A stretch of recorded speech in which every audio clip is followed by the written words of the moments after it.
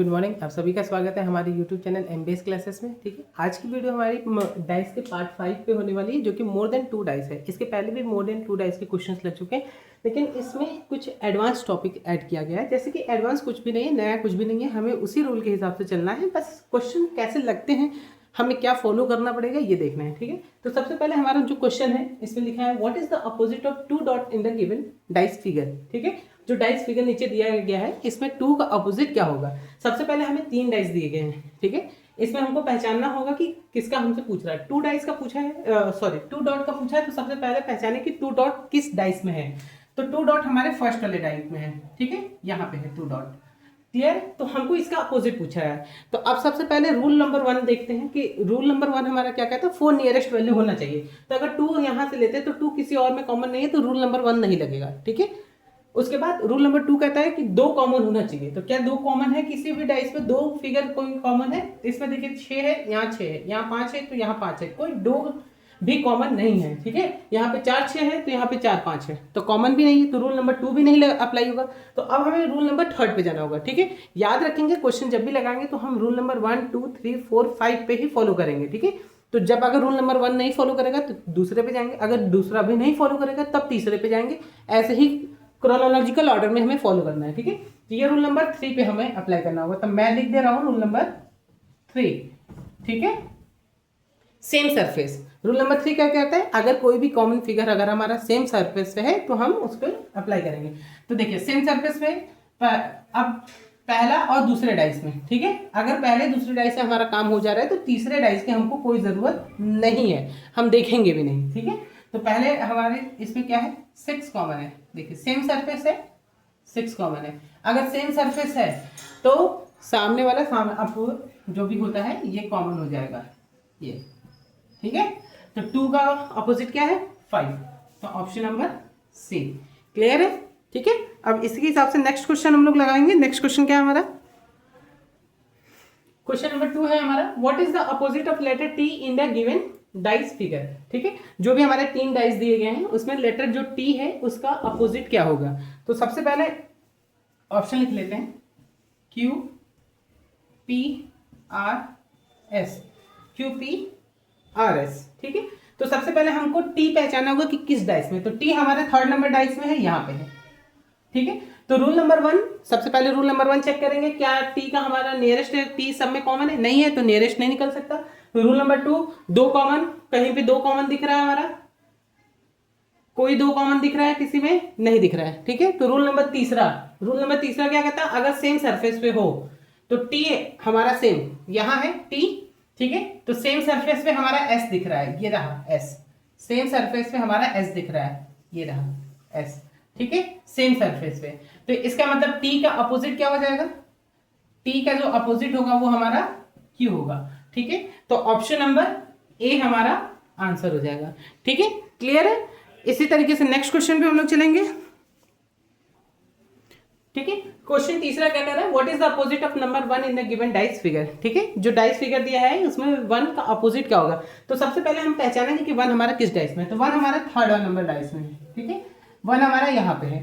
Clear है? सबसे पहले रूल देख लेते हैं, नंबर 1 रूल, नियरेस्ट वाला। तो 1 किसी और में नहीं है तो नियरेस्ट नहीं निकल सकता, क्योंकि एक नंबर का कोई भी 4 नियरेस्ट होता है, तो 1 का केवल 2 ही निकल पा रहा है और नहीं निकल पाएगा, तो रूल नंबर 1 नहीं होगा। रूल नंबर 2 क्या कहता है, 2 कॉमन होना चाहिए। तो कहीं 2 कॉमन दिख रहा है, हाँ सॉरी, हाँ दिख रहा है, 2 कॉमन दिख रहा है, 3 2 3 2, 2 कॉमन दिख गया, तो ये हमारा रूल नंबर 2 से फॉलो हो जाएगा, रूल नंबर 2। ठीक है, रूल नंबर 2 कॉमन, तो 3rd वाला 3rd का अपोजिट हो जाता है, तो मतलब 1 का अपोजिट कौन सा नंबर हो जाएगा, 4। तो ऑप्शन नंबर सी। ठीक है, आई होप आपको ये भी क्वेश्चन समझ में आ गया होगा। अब इसके बाद नेक्स्ट क्वेश्चन पे हम लोग चलते हैं। ठीक है, नेक्स्ट क्वेश्चन क्या है, इन the given below dice what is the opposite value of 3। ठीक है, तो जो नीचे डाइस दिए गए हैं उनमें 3 का अपोजिट वैल्यू कौन सा होगा। तो सबसे पहले 3 हम देखते हैं कि किस डाइस में है। तो 3 हमारा यहाँ पे भी है, 3 हमारा यहाँ पे भी है, 3 हमारा यहाँ पे भी है, मतलब 3 हमारा तीनों डाइस में है। तो इसका मतलब अगर हम रूल नंबर 1 पहले देखेंगे, ठीक है, तो इसका अगर नियरेस्ट देखते हैं तो निकल जाएगा नियरेस्ट। क्योंकि 4 वैल्यू हमें चाहिए, तो 3 का यहाँ से 1 और 2 निकल जाएगा, 3 का यहाँ से 5 निकल जाएगा, 3 का यहाँ से 4। हाँ ठीक है, तो यहाँ पे रूल नंबर हमारा 1 ही लगेगा। ठीक है, रूल नंबर 1। ठीक है, तो अब हम 3 का पहले निकालेंगे, तो 3 का यहाँ से रूल नंबर 1 के हिसाब से निकाल लेते हैं। तो यहाँ से निकला हमारा 1 और 2।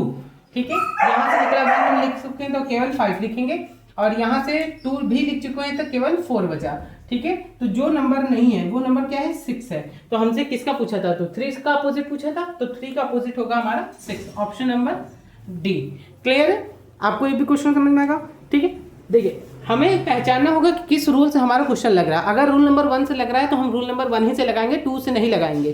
ठीक है, तो यही इस वीडियो का मेन टॉपिक, मेन मकसद यही था, मेन मोटिव यही था कि आपको बताया जा सके कि क्वेश्चन पे रूल कब कौन सा अप्लाई करना है। ठीक है, अगर पहला ही रूल अप्लाई हो जाता है तो हम नेक्स्ट रूल पे नहीं जाएंगे।